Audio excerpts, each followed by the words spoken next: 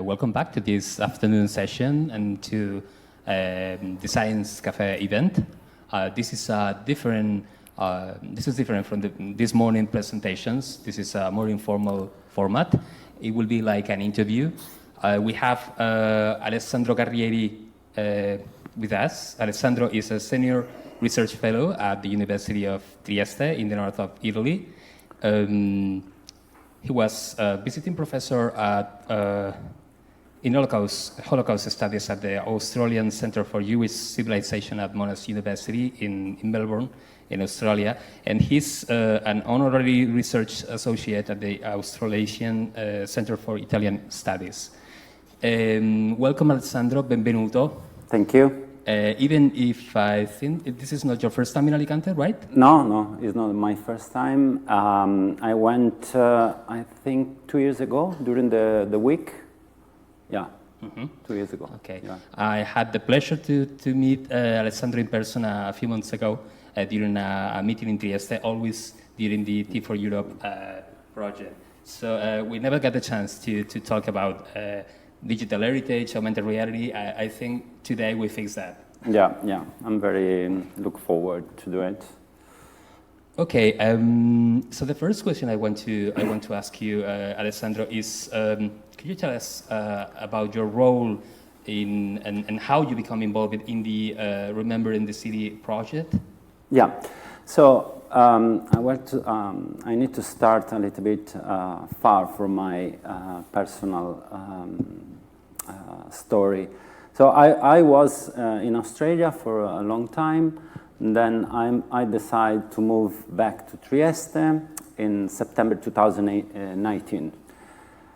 And after completing my PhD, my postdoc, and other jobs at the university, I was thinking, okay, maybe my skills are not fitting with what's going on. Because what's going on? We are in an incredible time of a crossroad where technologies are taking like places more and more even in like humanities. And then I was thinking, okay, maybe I need to go back to the university and study again. Because sometimes scholars are sitting on their chair, they are comfortable, they don't think like to improve, to change, to face some challenges and maybe to study again. And I did. So in autumn 2018, I re-enrolled at the university, at the Ca' Foscari University in Venice. Unfortunately, the year after, COVID started. But yeah, I enrolled in a master in digital humanities.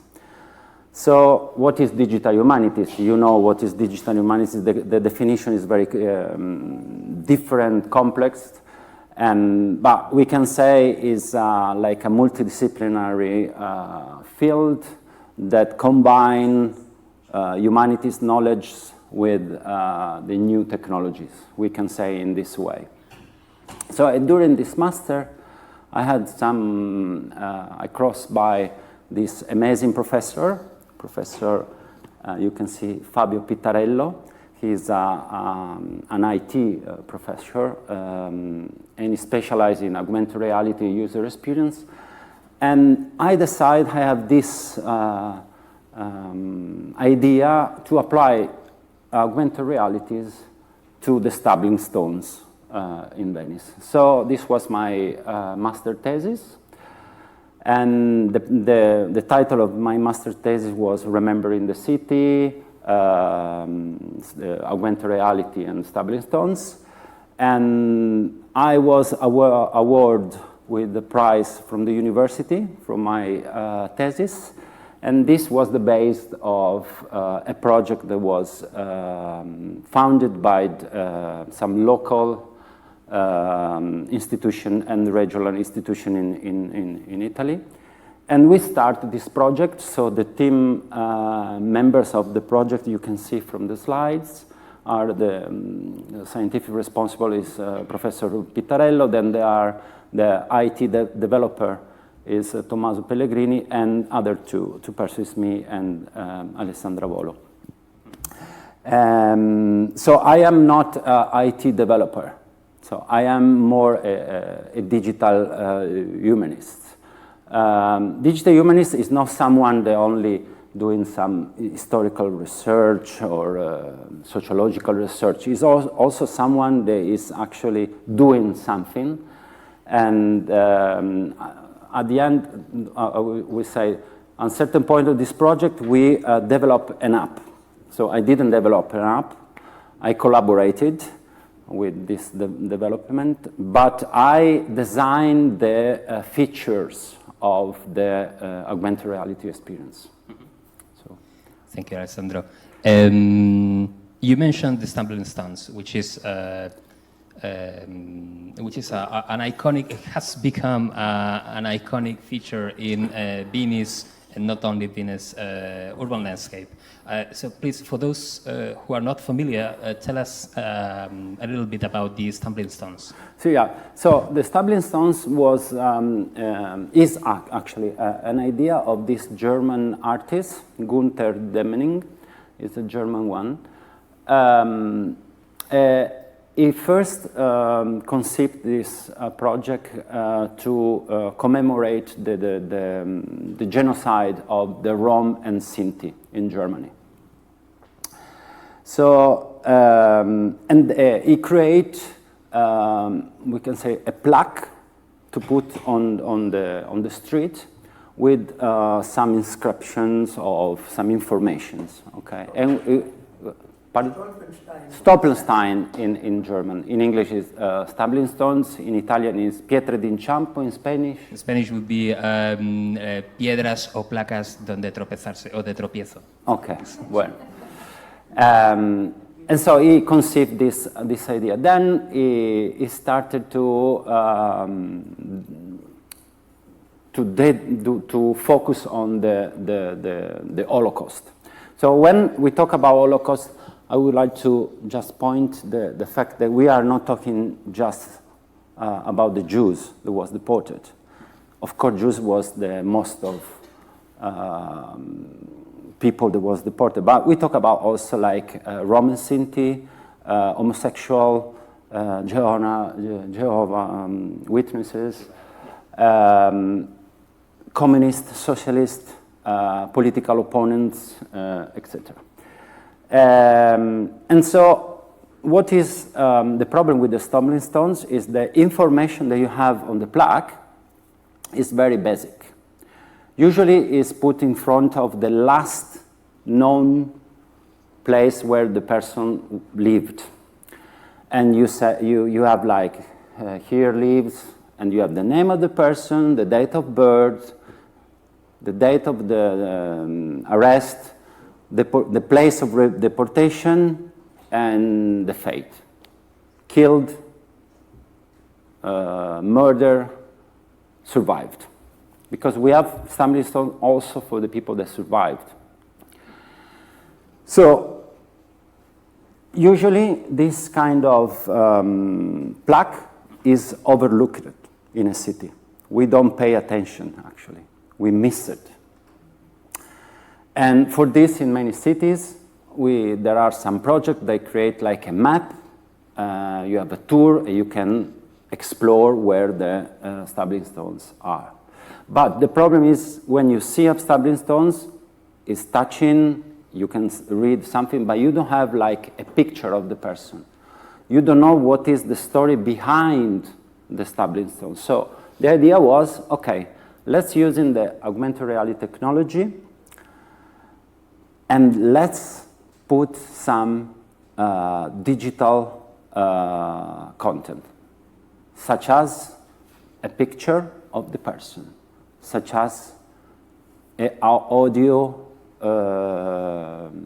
storytelling about the place and the person, such as a button, interact button with a hyperlink text to a website where you can read the biography of the person.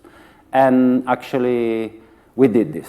you can change the, so yeah. So this is the stumbling stones, okay? And you can go more, one more. One more. More. So, okay, this I was talking about what the digital humanist is usually doing. So this is a Wikitude platform that unfortunately doesn't exist anymore. So, and now we are shifting from this platform to Unity platform. But this is a very multi-dimensional place where I worked. And you have the stumbling stones. So before of this, you have to do a photograph campaign of the stones. Because the photograph campaigns is very important, because the augmented reality works with the target recognitions. So you need a picture of the stones. Then the software recognizes the stone and can show you these digital contents. In this case, we have the ghetto in Venice, okay? And then we have the buttons that I was talking about it. And this is just the, this workplace where we designed, actually, the augmented reality AR experience. As you can see, there are not spatial effects. So the aesthetical design is very simple, okay? It's not like with some fantastic colors or some effect. Why? Because the topic is very sensitive. And when we started, we also asked ourselves some ethical questions, of course. And you can go one more. Okay, this is me during the COVID, doing the photograph campaign. One more. Okay, this is the elaboration that we are doing with the pictures, because the pictures are selected from archival documents, of course. And we found in this case, this is showing the sisters, the Yesurum sisters. They were both deported. But we have to modify the picture to have this 3D effect when we put it on the augmented reality. One more, sorry. Yeah, more. Yeah, so this is a screenshot of the app that we developed. And then you can see how it's showing with your device, mobile device. Yeah. Thank you, Alessandro, for this great introduction. So you basically use natural features present in reality to then trigger some kind of info, a photograph or a video or something else. Yeah, this is great.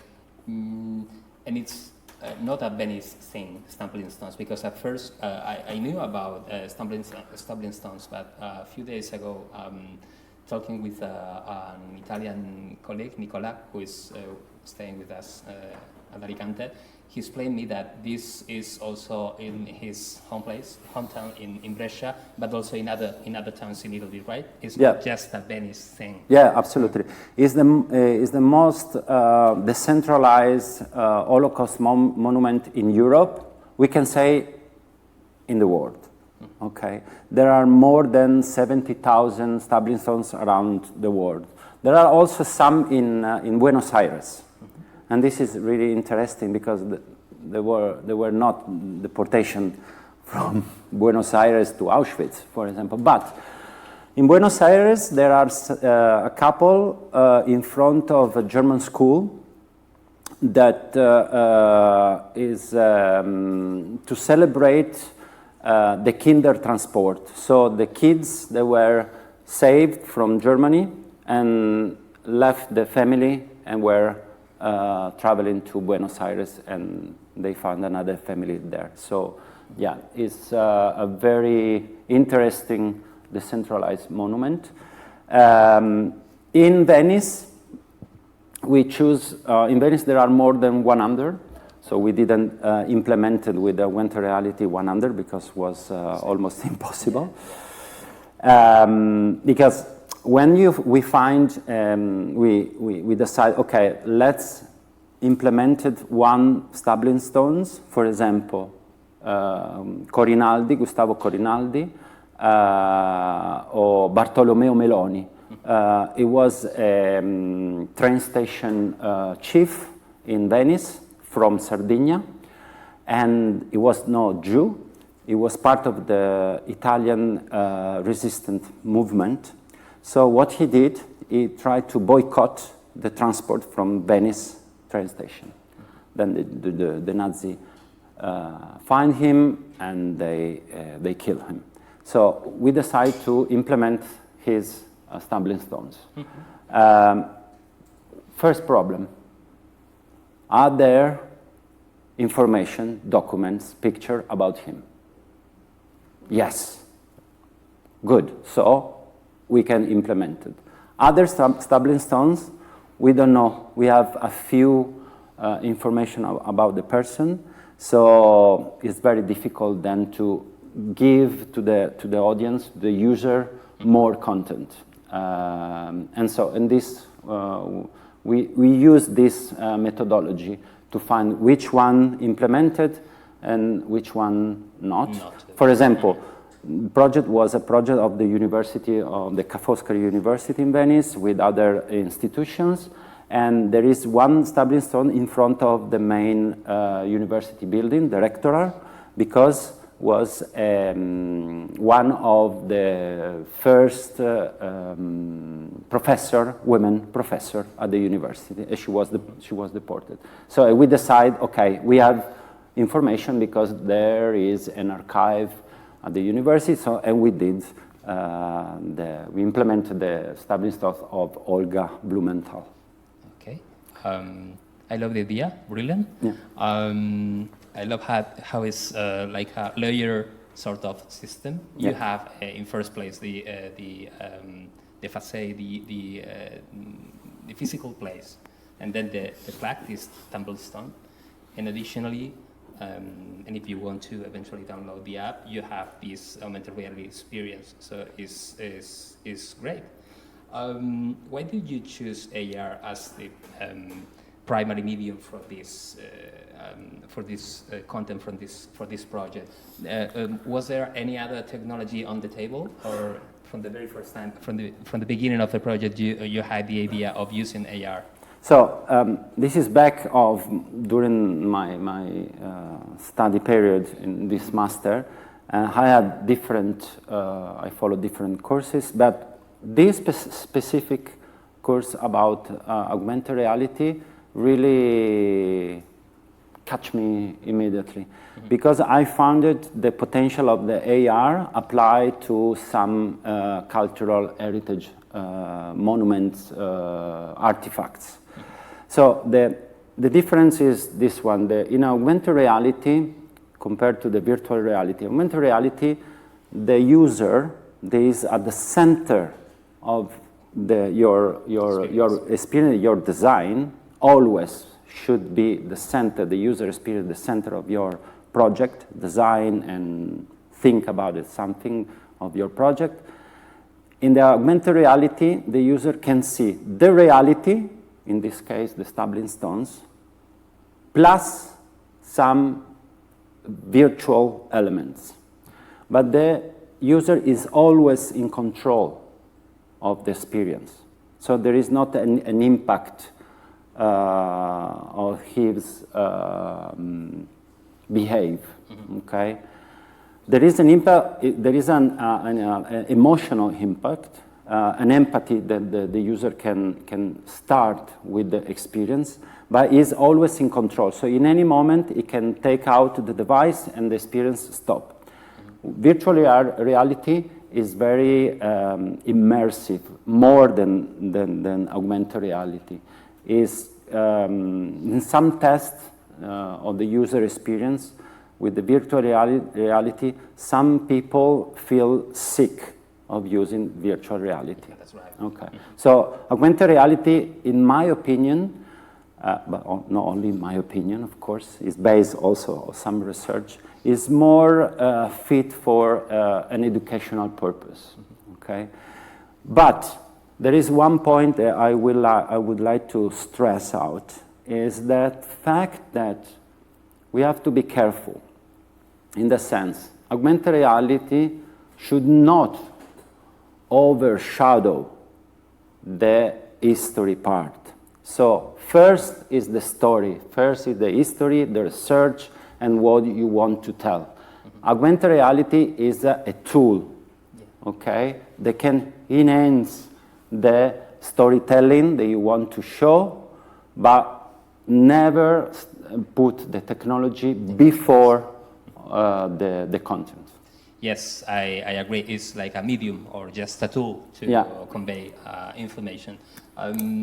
We ourselves here at the University of Alicante have dealt in the past with augmented reality apps and virtual reality, these immersive environments. When working with augmented reality, we often struggle when working with 3D elements. And I have to admit that in the case of, if you want to make a 3D model pop up suddenly from nothing in augmented reality, we always struggle to make it robust, to make it stable. While working with 2D images and 2D banners, text banners, and 2D information, generally speaking, is always better because you have this robustness and this stability we didn't. I don't know if in a 2D environment or with working with 2D data you had some similar issues or... Yeah, thank you. So now you can see this slide show you the establishment of Giuseppe Iona. This is in a very narrow street that in Italian we call Calle in Venice. I don't know if you went to Venice or not. So in this case, the problem was light and internet connection. Okay, this is the problem. In Venice, you have this problem. So it's very easy. No, I will not say easy. It's in some ways much better to apply augmented reality in a museum, for example, because you have the stability of the environment. In a urban place, it's really complicated, okay, because the lights change, internet connection, there's no stables. Yes. There are animals, like birds. Birds can do something on your stumbling stones, and then you cannot recognize, the software cannot recognize, so you have to clean it. So one thing of this project is also, because we worked in one part of the project, we worked very in collaboration with a high school in Venice. So with the students, we said, okay, you have to take care of the stumbling stones because it's a memory monument. That means periodically you have to clean it. Okay, and this is also a way to keep alive the memory of the person who was deported. So in this case, sometimes stumbling stones worked, sometimes not. So I have to say something a step back. Before to release the public version of the app, you need to test it. Yes. You need to test it, and not only the team that worked on the project, but you have to test it with other people. So we stopped people on the street of Venice, and we asked it to try. And then we create a survey, okay, based on some user experience rules. in particular the Norman and Nielsen 10 gold rules. And we asked students from the school, students from the university, so you need to have data. You need to have a feedback to adjusted some features. So in this case, the stumbling stones sometimes worked, sometimes not. Okay, so what we're gonna do? I'm finished, sorry. Yeah, sorry. What we're gonna do? Okay, if the stumbling stones doesn't work, the person is frustrated because you came there to see it, to have this augmented reality experience, and you didn't. So we create, if you go one back, okay, we create on the app, I'm sorry, it's an Italian, but we have also an English version. We have an help feature where the user can say, okay, the app cannot recognize, there is a problem. Okay, we create an alternative experience, not an AR experience, but a geolocalization experience. So the app can geolocalize you and show you, okay, you are in this place. In this place there is this stumbling stones, and I give you the same experience, means the audio, the storytelling, biography or some information about the place of the person, but offline. Means not incorporated with the AR experience, but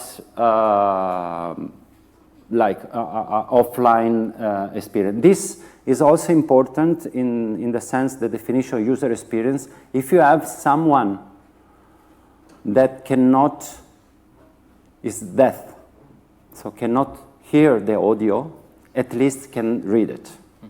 So it works in both ways. If the connection of the system cannot recognize the target, and if there are some person with some kind of, we can say, disability. Mm-hmm. Thank you, Alessandro. Sorry, go on. If you can go two more, I would like to show you a video representation.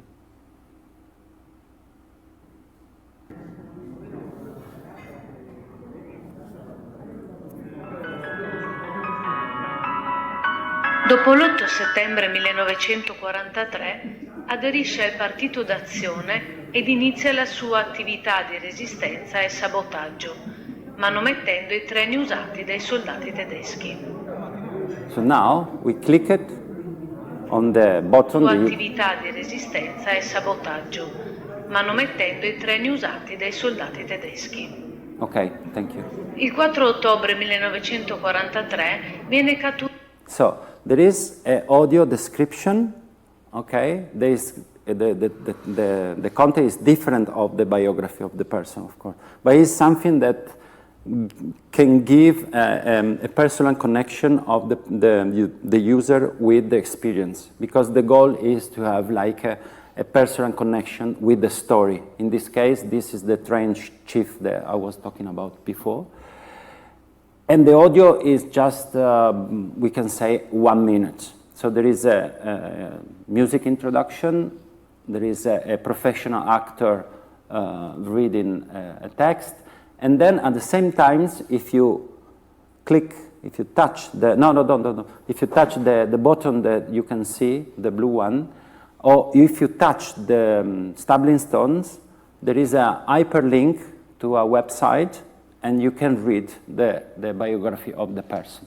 You come back, and the audio restart from that moment. In some cases, in other cases, continue to go to. Okay. Thank you, Alessandro. I can understand the problems you had because we had the same. Is when you use here, better? When you use an image as a pattern recognition tracker, is great because it's invisible. You don't have to add anything to the place, but it's more tricky to to make it work. And depending on the lighting conditions, color variations, and so on, it may work or not, as you say. That is why we always prefer a worse alternative, which is using a physical pattern, a black and white pattern. Yeah. Is ugly. Is I know. Is worse. You have to put it somewhere, but at least you make sure that every time works. But it is great, and it's also helpful to have a help screen. But when you use augmented reality, you have always think an alternative access, because technology is not perfect, and the environment where you are working is changing, especially in a urban place like Venice. And Venice is a very complicated city, I will say. There are a lot of tourists, and it was one case, I remember, we were testing and we were doing something, and it was a lot of tourists, and they walk on the stumbling stones, and we said, okay, thank you. But there is one thing. When the software recognized, so the experience start, if someone walk on the stumbling stones, the system continue to go on. So it was like this person, but on top of the person was still this imaging, for example. So when the system recognizes, it's stable. The problem is started with the recognition. Yeah, that's right. That's correct. It's a common problem. What has been the most surprising or impactful user reaction to the app? To the app stumbling stones experience? Yeah. So the reaction was this one. When we worked with this high school in Venice, we decided to involve the students from the beginning. That means from the historical research. So they started to find documents on the school archive itself.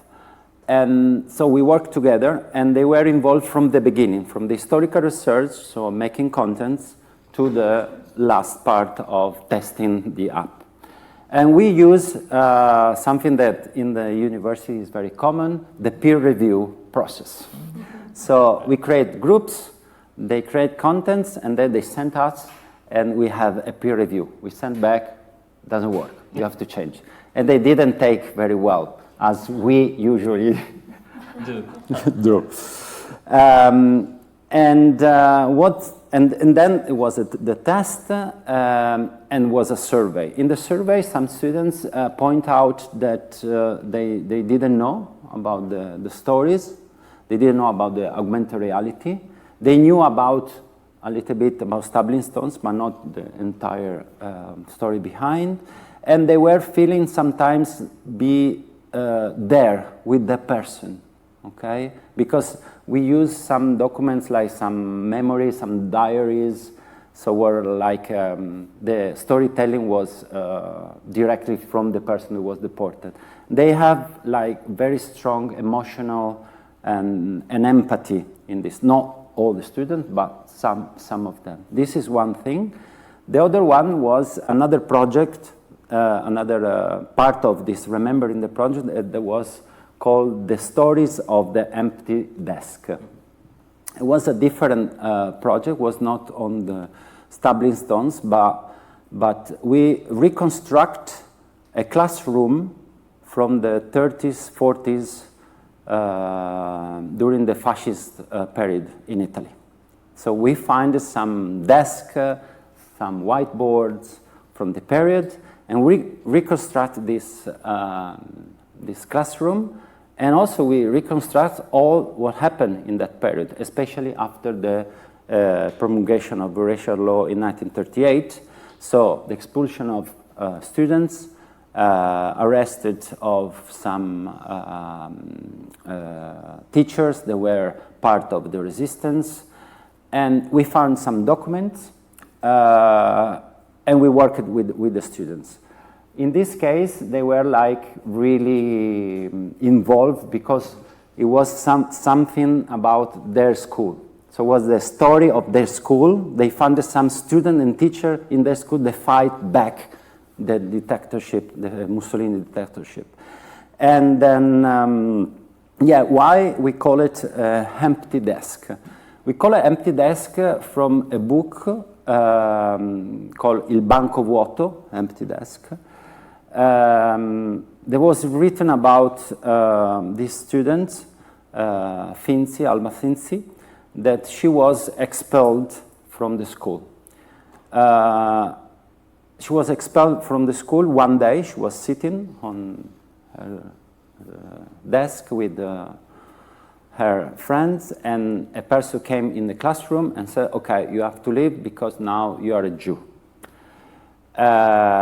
She was actually half Jew. The father was Jew, the mother was not Jew.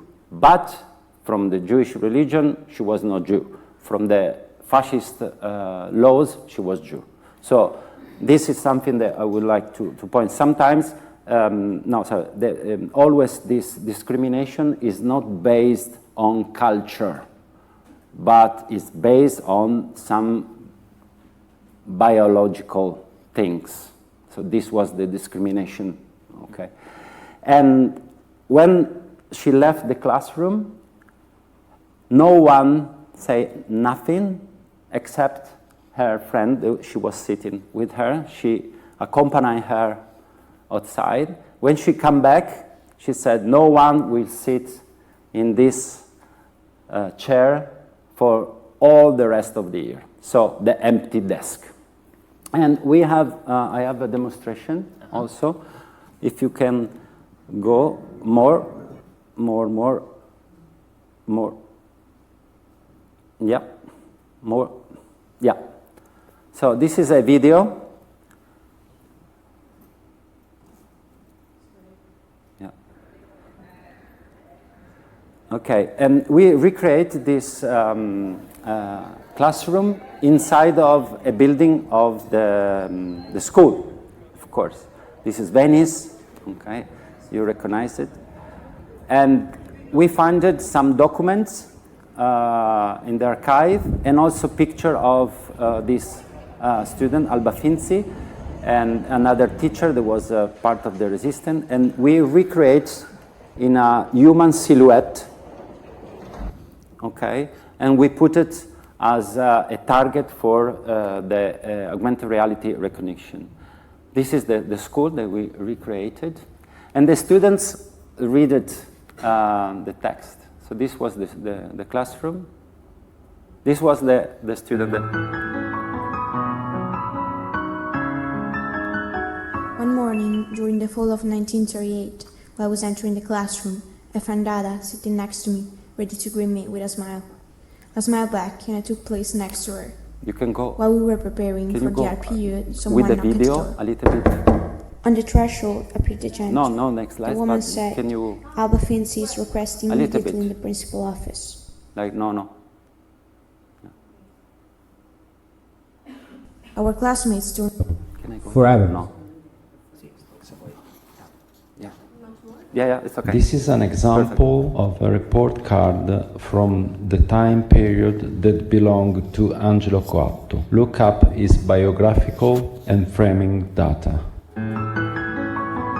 So we reproduced the original documents and we Hello implemented. everyone. I introduce myself. I'm Angelo Coatto and I was born on August the 7th, 1914 in Vicenza.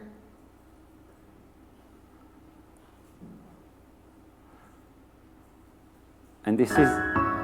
I, Sandro Galla, was born in Venice on May 30th, This was the 1914. teacher that was I part had of dedicated my life to education, the Italian studying at the resistance Carrieri movement. Lyceum and teaching in various schools until October 27, 1939.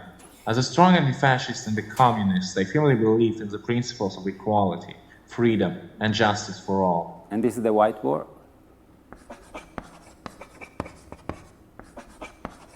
It was a sentence of Benito Mussolini. This journal was the main anti-Semitic tool of the fascist regime to propagate the anti-Jewish laws. To learn more, browse through the journal and look for the science section and frame it. It was the school propaganda. To listen to an extract of Mussolini's speech, frame the radio faceplate.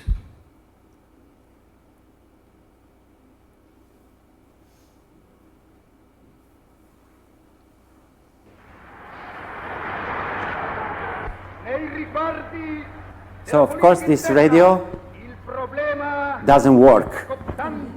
So, but if you, the target, image target, yes, is the radio. So if you point your device, you recognize, yeah, one more, yeah, perfect. No, the next one, okay. So if you point your device, it recognizes the radio and start this audio of Mussolini talking about racism and other. A good thing is that in an indoor environment, it Yeah, was easier absolutely. to target. Yeah, absolutely. We have a lot of students came, also a class from United States. They were very impressed, and they in the survey they said, okay, they learn actually something about the Italian history. Okay, so and they were touched. Someone were touched, and they say, maybe we can do something also with our indigenous community in United States, because this project is not designed only for Venice or only for the stumbling stones. We also used some memory sites like the Teatro Goldoni is a very famous theater in Venice. Inside of the theater there is a plaque that commemorates partisan actions that happened during the fascist period, 3 months before the liberation of the city. So the partisan came during a performance inside of the theater during the night about Luigi Pirandello, and was in the audience was a lot of Nazis and fascists, and they came on the stage and they blocked all the doors. They were with the army, and they said, okay, Venice, you have to fight back, liberate the city, okay? And we call the beffa del Teatro Goldoni. So there is, inside of the theater, there is this plaque commemorate these partisan actions with the name of the people. But sometimes the theater is closed, so if you want to see the plaque, you have to go inside. So what we did, if you go back, one more, yeah, this one. So we used the artistic doorway of the theater as a target imaging. So if you point your device to the door, the doorway, the augmented reality activated the experience, and you can see the plaque that is inside, as you can see with the other picture, and the people that was involved with this resistant action. So it's something that can have, the door is on the street, so you can do like easily. And this is like something to learn about the Italian anti-fascist movement in Italy. And we stopped some people on the street, the local Venetians, and they didn't know about this story, about what happened in this theater. So, and they say, we learned something. So there is, again, there is this part of the augmented reality as an educational discovery tool, I will say. And also the empathy, the connection of the people they have with the place, the story they are behind, is a way to unfold a story of your city, of some particular place. Brilliant.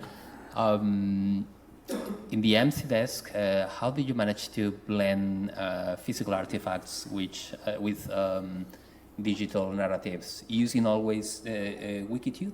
Yeah. We usually always Wikitude. At the time, the Wikitude was our platform. So from design, all the prototype. Then we developed this app. So there is I will not go in technicality, but we export all the data to the app through this system called Cordoba, and that can give you the App Store version and the Android version. Okay. Yeah. How did your team and you ensure historical accuracy and sensitivity while developing the app? Could you please repeat? How did your team ensure historical accuracy? Did you use any tool to track the decision-making process, or did you have a established pipeline to? Yeah. So the first step is this is a multidisciplinary project. So you have to work with historians, professors, educators, other historical, sociological institutions. So to make sure that there is a very strong historical research behind. So the sources should be trustable. This is the first thing, okay? And we did this, and this assure us the quality and the originality and the accuracy of our historical sources. Then we use some digital storytelling technique to develop and make more, more like for the broader audience or the contents. You mentioned before students from Liceo Benedetti, Tommaseo. Again, with how did the students from that school contribute to the project? What was their feedback and what unique insights they provided to the project? Yeah, so working with the students gave us this opportunity to make the design more fit for a younger audience, of course. They gave us a very important feedback of how to develop and design the features. And the fact they were involved in the historical research, as I mentioned before about the peer review process, this makes them very involved in the process. And then when all the project was, the empty desk was, for example, finished, they were the person that guided other students to the experience. So we were not there all the time to explain how to use it and the story that was behind, but they became like a AR tour operator. And this was really good for them, this exchange between students to guide other students that were not involved in the project to this AR experience. That is great, it's fantastic, and it's very difficult to achieve in any project, in this kind of projects. Last question. It's two questions in one. Sorry. Thank you, Alessandro, for your patience. Next steps for the Remember the City project, and how do you plan to extend it? Are you thinking or planning to extend it to other Italian cities? And what has been the most fulfilling aspect of merging technology with cultural heritage? Generally speaking, what has been the most fulfilling aspect of this experience for you? Yeah, so what we want to expand this project is in this way. If someone of you in Alicante wants to do something about some historical events, you can tell us. I'm not coming here, okay? We can give you all the guideline. You take the picture, you send to us. So we're working remotely. We design the picture of the augmented reality. You are testing here. You give me the feedback back. I'm adjusting and done. So it's actually an open project. So everyone that is interested to do it, contact us, contact me, and we can work on it. This is one thing. The second, about cultural heritage, I will say using the augmented reality in this case, but the technology in a broader sense, can give you more opportunity to preserve the heritage, promote the heritage, engage with the heritage, explore the heritage in a very different way. I would say is a very empathic way, emotional way, and the user started to have a connection, a personal connection with some monument, some heritage place that is different if without the augmented reality. So augmented reality has this very big potential, and I think in the cultural reality is under used, we can say. Alessandro, thank you very much for your Gracias, muchas gracias. And for the interview. Thank you for the invitation, and thank you for interview. Thank you. Thank you.